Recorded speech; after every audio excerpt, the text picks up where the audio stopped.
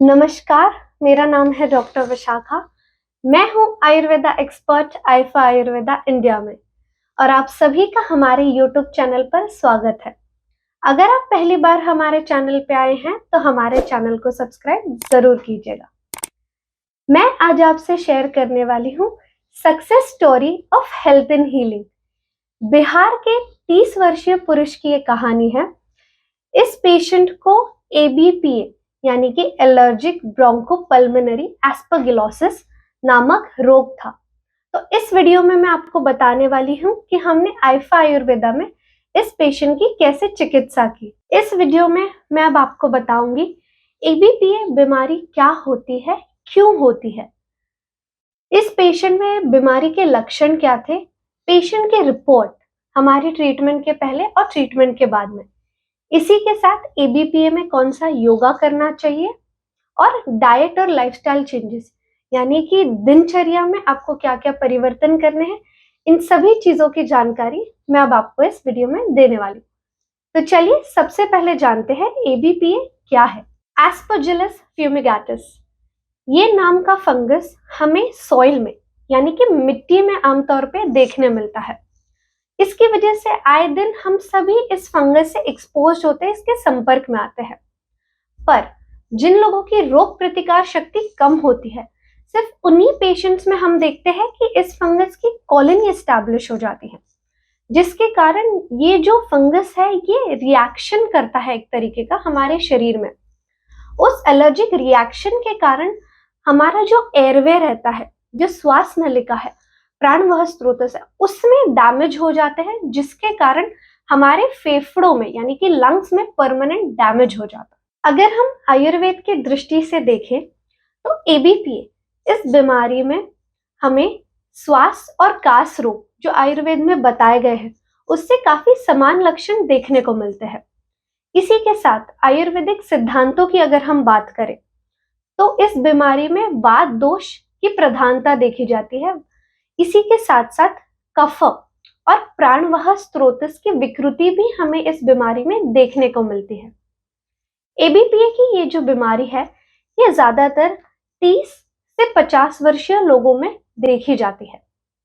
अगर आप एबीपीए के बारे में और डिटेल में जानना चाहते हैं तो हमारे एबीपीए पे बनाए गए ये वीडियो को जरूर देखिएगा। इसमें हमने इन डिटेल बताया गया है कि एबीपीए की बीमारी में क्या होता है। इस वीडियो का लिंक नीचे डिस्क्रिप्शन बॉक्स में लगा दिया गया है, तो इसे जरूर देखिएगा। अब चलते हैं हमारे केस स्टडी की ओर। बिहार के ये जो 30 वर्षीय पेशेंट है हमारे, इनको जो तकलीफ थी, जो लक्षण थे बीमारी के, वो कुछ इस प्रकार थे। रिकरेंट फीवर यानी कि बार बार बुखार आना, रिकरेंट कफ यानी कि बार बार खांसी की तकलीफ, इसी के साथ सर दर्द, सांस लेने में दिक्कत, उसके अलावा पेशेंट को वेट लॉस की तकलीफ थी, उनका एपेटाइट कम हो चुका था जिसके कारण उन्हें वीकनेस भी थी। इसी के साथ पेशेंट को जॉइंट पेन भी हो रहे थे और उन्हें खून की उल्टी भी हुई थी।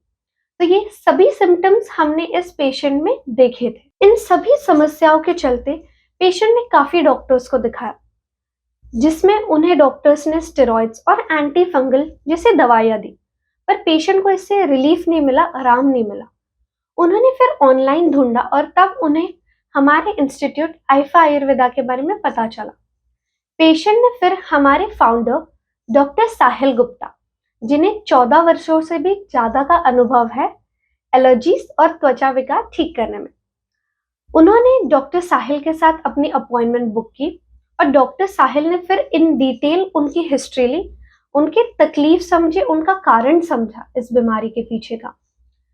इसके बाद डॉक्टर साहिल ने पेशेंट को एक कस्टमाइज्ड डाइट और ट्रीटमेंट प्लान दिया, जिसके चलते आप जो अभी अपने स्क्रीन पर देख रहे हैं ये है पेशेंट की ट्रीटमेंट की पहले की और ट्रीटमेंट के बाद की रिपोर्ट। तो इस रिपोर्ट से आप खुद देख सकते हैं कि पेशेंट के लेवल्स में कितना फर्क आया है। अब जानते हैं पेशेंट को हमने जो चिकित्सा दी थी। बाह्य प्रयोग के लिए एक्सटर्नल मेडिकेशंस में हमने पेशेंट को दिया नासा योग घृतम, जिसके 4 से 6 ड्रॉप्स उनको दोनों नाक में डालने थे। इसके साथ 2 से 4 ड्रॉप्स इसके पेशेंट को नाभि रीजन यानी कि नेवल एरिया में अप्लाई करने के लिए कहा गया था सुबह और रात को सोने के पहले। इसी के साथ पेशेंट को हमने दिया IIFA nasal all clear x drops. इस ड्रॉप की 4 से 6 ड्रॉप्स हमने पेशेंट को दोनों नाक में डालने के लिए कहा था सुबह और शाम को। अब बात करते हैं इंटरनल मेडिकेशंस यानी कि अभ्यंतर चिकित्सा की।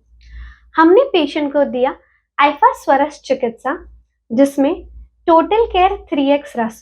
इस दवाई के 30 ml साथ ही में 30 ml गर्म पानी को मिला के पेशेंट को दिन में 2 बार लेने के लिए कहा गया।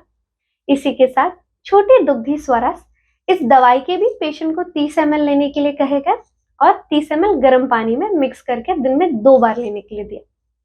इसके अलावा पेशेंट को हमने दिया आइफा AF7 टैबलेट्स, जो दिन में 2 बार खाने के पहले लेनी है। उसी के साथ सीतोपलाडे टैबलेट्स दिन में 2 बार खाना खाने के बाद ये पेशेंट को लेने के लिए कहा गया। इसी के साथ आइफा रेसिप्रो डिटॉक्स फॉर्मूला, इस दवाई के 3 ग्राम हमने पेशेंट को हनी के साथ मिक्स करके खाने के लिए कहा। इसके अलावा आइफा करक्यूमिन विद पाइपरिन, ये कैप्सूल 2 गोली हमने पेशेंट को बोली दिन में 2 बार लेने के लिए। ध्यान रहे कोई भी दवाई खुद से ना ले, एक्सपर्ट की सलाह जरूर ले। अब मैं आपको बताती हूँ पेशेंट को हमने जो योगासना प्रिस्क्राइब किए थे ABPA के लिए, तो उसकी लिस्ट कुछ इस प्रकार है। सूर्य नमस्कार, सर्वांगासन, वज्रासन और सप्तबद्ध कोणासन। अब मैं आपको बताऊंगी डाइट एंड लाइफस्टाइल मॉडिफिकेशन जो हमने पेशेंट को इस बीमारी में बताया। तो सबसे पहले बात करते हैं पथ्य की, यानी कि जो चीजें हमने पेशेंट को डाइट में इंक्लूड करने के लिए कहा। उसकी लिस्ट कुछ इस प्रकार है। लघु सुपच्य आहार यानी कि light and easily digestible food. Home cooked meal यानी घर पे बना हुआ खाना ज्यादा से ज्यादा खाने के लिए पेशेंट को कहा गया। इसी के साथ seasonal fruits and vegetables patient को खाने के लिए कहे गए और high fibre containing fruits and vegetables. इसी के साथ पेशेंट को हमने खाने में ज्यादा से ज्यादा कड़ी पत्ता, सौंफ और कोरिएंडर, इन सभी चीजों का प्रयोग ज्यादा से ज्यादा हमने पेशेंट को करने के लिए कहा ABPA के लिए। अब हम बात करते हैं अपथ्य की। पेशेंट को हमने जिन चीजों के लिए मना किया था उसकी लिस्ट कुछ इस प्रकार है। आर्टिफिशियल स्वीटनर यानी कि मीठी चीजें पेशेंट को हमने अवॉइड करने के लिए कहा था। इसी के साथ हाई फैट कंटेनिंग फूड जैसे कि बटर हो गया, ये हमने पेशेंट को खाने से मना किया था। इसी के साथ बेकरी आइटम हो गए या ऑल पर्पस फ्लावर के जो चीजें रहती है वो सभी हमने पेशेंट को खाने से मना किया था। इसी के साथ पेशेंट को नट्स में पिस्ता, काजू, पीनट्स ये सभी लेने के लिए मना किया गया था। फ्रूट्स में पेशेंट को बनाना एंड एवोकाडो लेने से मना किया गया था, अवॉइड करने के लिए कहा गया था। इसी के साथ वेजिटेबल्स में बैंगन, कैप्सिकम, स्पिनच, भिंडी, ये सभी कुछ हमने पेशेंट को अवॉइड करने के लिए कहा। आप जो अभी अपने स्क्रीन पर देख रहे हैं ये पेशेंट की वाइफ द्वारा दिया गया फीडबैक है। आइफा आयुर्वेदा गर्व महसूस करता है प्राचीन आयुर्वेदिक पद्धतियों से पेशेंट्स की ऐसी गंभीर बीमारियों को ठीक करने के लिए। आप या आपसे संबंधित किसी भी व्यक्ति को त्वचा विकार या फिर एलर्जीज की तकलीफ है तो आप हमारे साथ अपॉइंटमेंट बुक कर सकते हैं। अपॉइंटमेंट बुक करने के लिए स्क्रीन पे दिए गए नंबर पे आप संपर्क कर सकते हैं या हमारी ऑफिशियल वेबसाइट पे आप विजिट कर सकते हैं।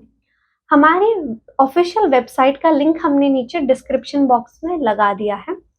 इसी के साथ इस वीडियो में मैंने जितने भी दवाइयों के नाम लिए थे उन सभी के लिंक हमने नीचे डिस्क्रिप्शन बॉक्स में लगा दिए हैं। अगर आपको इस केस स्टडी के बारे में और डिटेल में जानना है तो आप हमारी वेबसाइट पर जाके इस केस स्टडी के बारे में और विस्तार में पढ़ सकते हैं। उसका भी लिंक हमने नीचे डिस्क्रिप्शन बॉक्स में लगा दिया है। अगर आपको ये वीडियो पसंद आई है तो प्लीज इस वीडियो को लाइक जरूर कीजिएगा और हमारे चैनल को सब्सक्राइब करिएगा। किसी भी सवाल के लिए, प्रश्नों के लिए आप हमसे कमेंट सेक्शन में पूछ सकते हैं। मैं डॉक्टर विशाखा आपसे जल्द ही मिलूंगी एक नए वीडियो के साथ। तब तक के लिए स्वस्थ रहे, एलर्जी फ्री रहे। Thank you for watching.